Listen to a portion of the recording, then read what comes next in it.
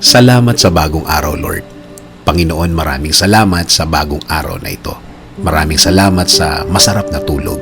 Maraming salamat sa masarap na pahinga. Alam ko po, Panginoon, na ako'y binantayan ninyo at inalagaan ng buong magdamag.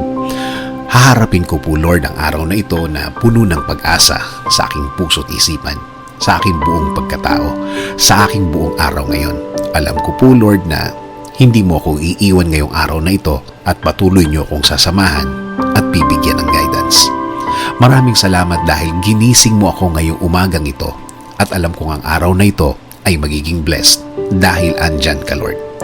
Punuin niyo po, Lord, ng kasiyahan o joy ang aking puso.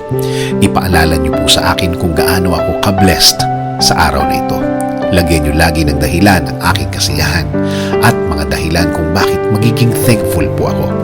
Kapag pumasok na po ang problema sa aking araw ngayon, i-remind niyo po ako ng inyong pagmamahal, ng inyong presensya, ng inyong kabaitan, ng inyong pag-aalaga, na kayo po ay laging andyan para ako'y alalayan.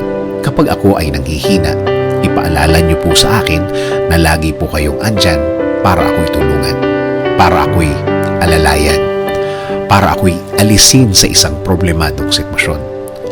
Lord, kapag naalala ko ang aking problema, please remind me that you got me, that everything will be okay and fine. Please remind me also of my purpose. Kung bakit ako nasa mundo, kung bakit ako nabuhay, kung bakit ako andito para sa araw-araw, para paglingkuran kayo at mahalin.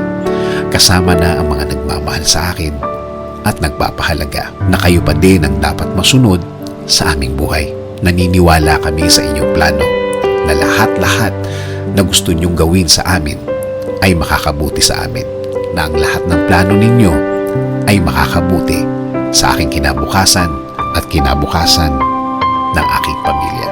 Lord, patuloy niyo pong pasukin ang aking buhay. Isinusuko ko na po sa inyo ang aking araw-araw, ang aking mga gagawin at aking mga plano. Patuloy niyo kaming bigyan ng guidance sa araw na ito at sa mga susunod. Alam ko po, Lord, na ang araw na ito ay mas mabuti, mas maganda, mas produktibo kesa kahapon.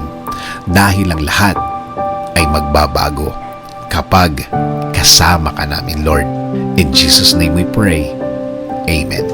Sabi nga sa Lamentations 3:22-23, the steadfast love of the Lord never ceases. His mercies never come to an end.